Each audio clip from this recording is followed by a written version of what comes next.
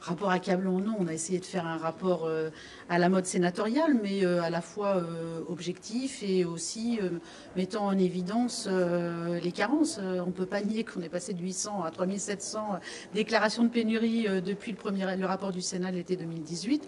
Donc, sans accabler, il faut quand même à un moment dire que les choses n'ont pas été prises en compte, ou en tout cas n'ont pas été jugées dans les politiques publiques à la hauteur de la difficulté sanitaire que cela présentait. On l'a compris, c'est un problème multifactoriel. Est-ce qu'il y en a quand même parmi toutes les causes, certaines qui prennent un peu le lead, si j'ose dire? Ouais. Prendre le lead. Ce qui a pris le lead dans la communication publique depuis plusieurs années, c'est de dire, et d'ailleurs on s'est exonéré finalement du fait que le problème était chez nous ou au niveau européen, c'est 80% des principes actifs sont produits en Inde et en Chine. En fait, on a cherché, nous, à sortir de ce sujet-là, parce que des sujets qui prennent le lead, non, toute la chaîne de valeur du médicament a été analysée, décortiquée, et pour répondre à ça, c'est dire qu'on fabrique certains principes actifs en France et pour autant on a des pénuries derrière. Et donc c'est compliqué, c'est un problème à la fois structurel et un problème conjoncturel. Là où on dit qu'on doit prendre, on doit être très opérationnel, c'est sur les situations d'urgence. Parce que les situations d'urgence, c'est-à-dire de pénurie qui met en danger finalement la santé ou la prise en charge sanitaire, comme les corticoïdes en gouttes pour les nourrissons, qui ne peuvent pas avaler des comprimés pendant l'épisode de bronchiolite hivernale, qui peut nécessiter des hospitalisations. Ça, c'est des sujets qui nécessitent d'être traités à la hauteur des besoins. Et donc, on doit vraiment dans la question du lead, aborder cette question de identifier un certain nombre de médicaments pour lesquels il faut pouvoir avoir une réaction d'urgence en cas de crise. Et donc, ça veut dire la veille de qualité dans les territoires. C'est-à-dire que c'est pas parce qu'on habite une région pour laquelle on a accès aux médicaments qu'il n'y a pas de pénurie. C'est pas vrai. Il y a d'autres régions où il y a des pénuries. Donc, il faut quand même regarder cet aspect-là. Ça veut dire aussi qu'on doit réagir le plus tôt possible et que quand on nous parle du contingentement, la vérité, c'est que le contingentement, c'est une pénurie partielle. Ça veut dire que pour 100 personnes qui ont besoin du médicament, on n'en a que pour 50. Donc pour 50, c'est une pénurie. Donc voilà, ces sujets-là doivent être regardés avec beaucoup d'attention, précision, et pas dans la démagogie communicante qui fait qu'on accuse l'un et pas l'autre, et puis que chacun, finalement, se renvoie la patate chaude, ce qui a été à peu près... j'allais dire, la méthode de gestion des pénuries de médicaments depuis ces dernières années, la patate chaude, et qui la prend, qui accuse les labos, qui accuse la Chine, qui accuse le gouvernement, enfin tout ça, qui accuse par exemple les médecins, ceux qui prescrivent, comme c'est le discours un peu convenu actuellement de ceux qui financent au travers de la sécurité sociale, par exemple. Et donc le sujet n'est pas là. Donc la question du lead, c'est une bonne question dans les propositions, mais en réalité, on ne jouerait pas notre rôle si on répondait à cette question avec une réponse. Voilà. Ce que vous soulignez quand même, c'est qu'il y a un problème de contrainte envers les industriels et même de contrôle envers cette politique. L'État n'a pas vraiment de possibilité de contrôler toute cette action. Oui, parce que qui dit prévention dit aussi et qui dit accompagnement positif, notamment au travers du crédit d'impôt recherche. Je veux dire, et que la chaîne de valeur, elle ne peut pas s'exonérer de la question des industriels, de la production, parce que voilà, on a besoin de gens qui fabriquent. Tout ça, ça dit aussi derrière contrôle, ça veut dire aussi sanction. Et donc cette partie-là de la politique publique, elle peut pas être, moins traitée. Moins prise en compte dans la prise en charge globale que le reste.